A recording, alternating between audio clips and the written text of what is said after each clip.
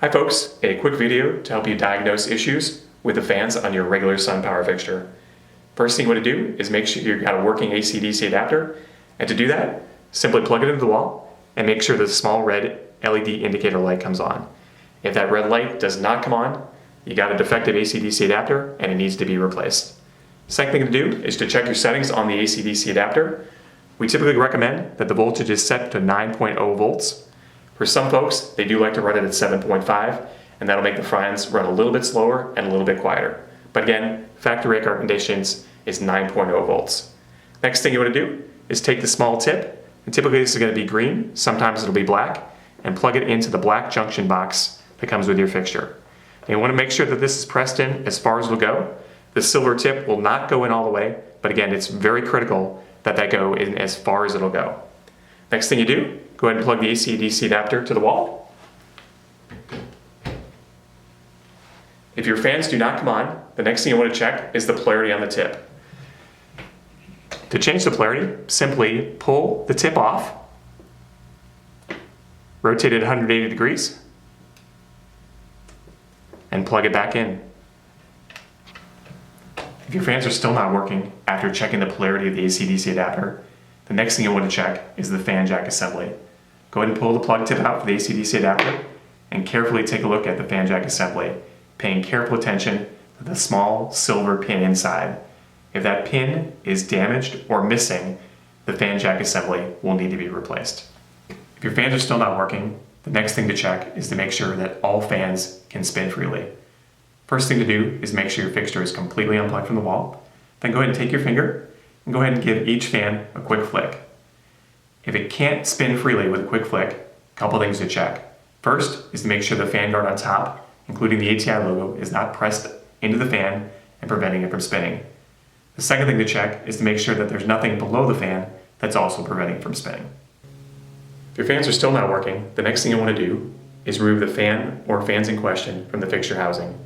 Before you do that though, we like to recommend you lay a little bit of blue tape down to protect the actual fixture housing from any kind of damage.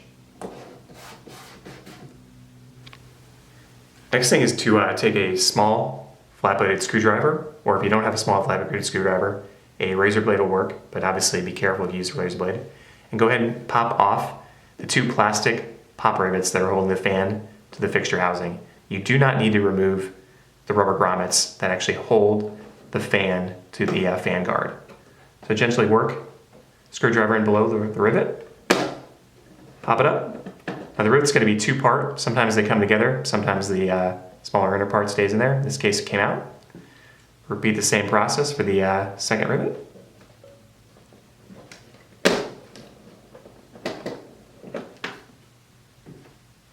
Once we've got that, go ahead and pull the fan assembly out from the fixture itself.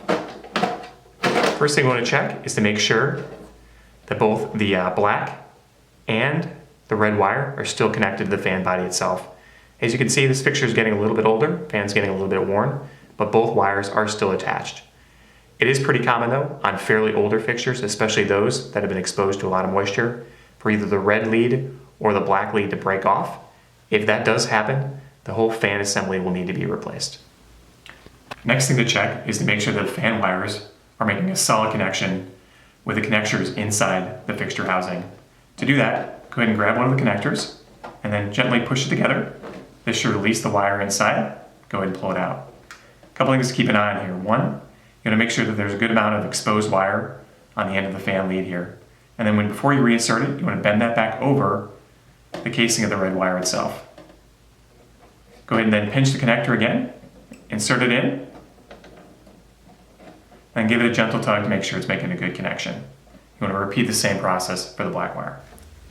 After you check to make sure each set of fan wires is making a solid connection with the connectors inside the fixture, we actually recommend giving each of the fans a quick cleaning.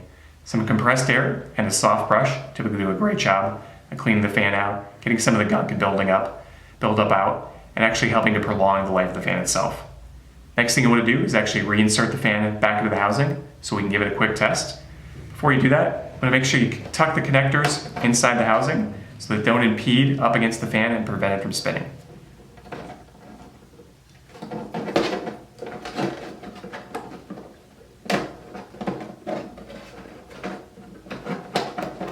Once you've got each of the fans installed in the fixture housing, go ahead and try and power them back up. If the fans are still not working, the next thing you want to do is to disconnect each fan from the connectors inside the fixture and test each fan with a 9-volt battery.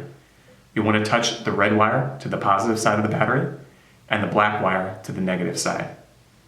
If the fan spins, the fan is obviously working correctly, and that typically indicates an issue with the AC/DC power supply.